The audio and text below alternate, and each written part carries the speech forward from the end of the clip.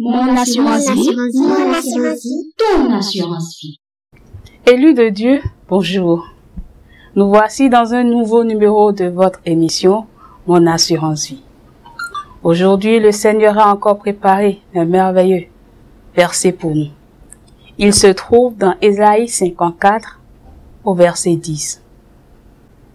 Ésaïe 54, verset 10. Les montagnes peuvent bouger, les collines peuvent changer de place, mais l'amour que j'ai pour toi ne changera jamais. L'alliance que j'ai établie avec toi pour te rendre heureux ne bougera jamais. C'est moi le Seigneur qui te dit cela dans ma tendresse. Alléluia. Quel merveilleux passage. Gloire à Dieu notre Père qui nous entoure vraiment d'un amour indestructible et incomparable. Peuple de Dieu, aujourd'hui, le Père veut nous parler de son amour. Et par des métaphores, il nous montre à quoi nous pouvons comparer son amour.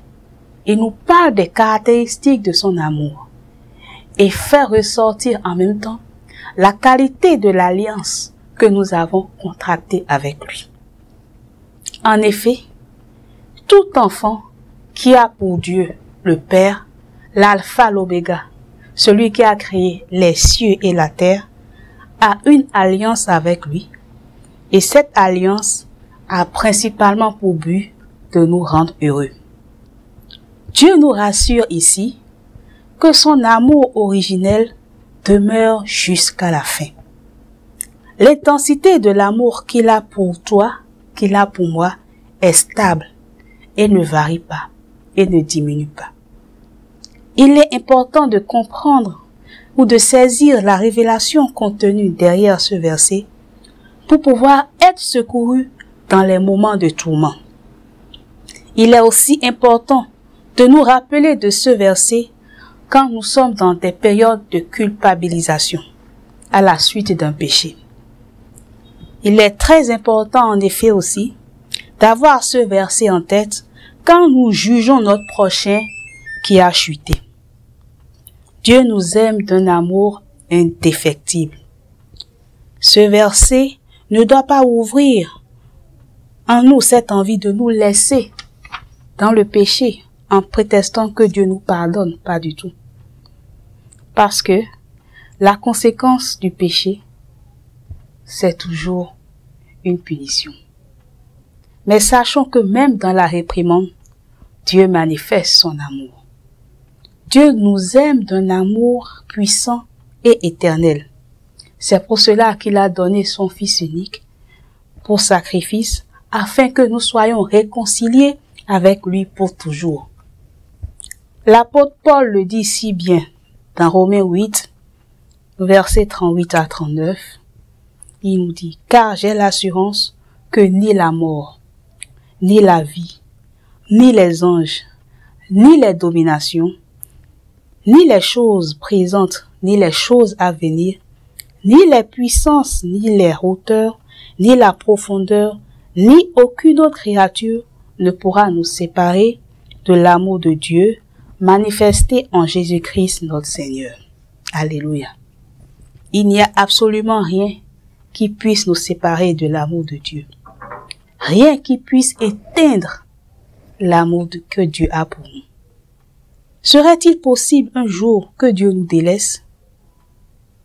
Lequel parmi nous laisserait quelqu'un qu'il aime tant et pour lequel il a payé un tel prix, le sacrifice de son Fils? Le Seigneur nous dit dans Hébreux 13, verset 5, « Je ne te délaisserai point et je ne t'abandonnerai point. » Il prend soin de chacun de nous personnellement et son objectif est de nous rendre heureux. Il le précise dans Jérémie 29, verset 11, en ces termes.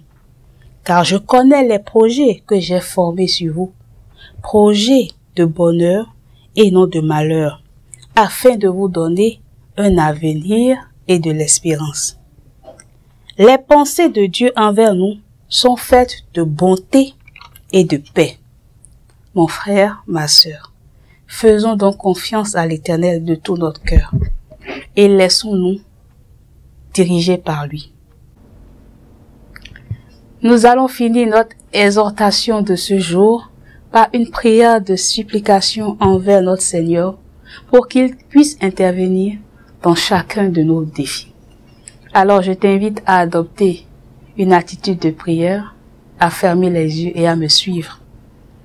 Dieu d'amour, Dieu de bonté, tu nous dis de venir avec assurance devant le trône de grâce pour obtenir miséricorde et pour trouver grâce en vue d'un secours opportun.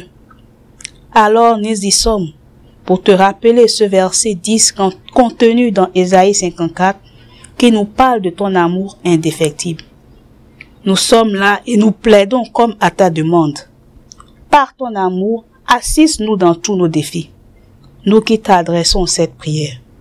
Relève mon frère, relève ma sœur de toute situation et rends-nous victorieux, non pour notre gloire, mais pour ta gloire. Au nom de Jésus de Nazareth, nous avons prié. Amen. Je vous remercie pour votre attention et que le Seigneur vous bénisse. À la prochaine.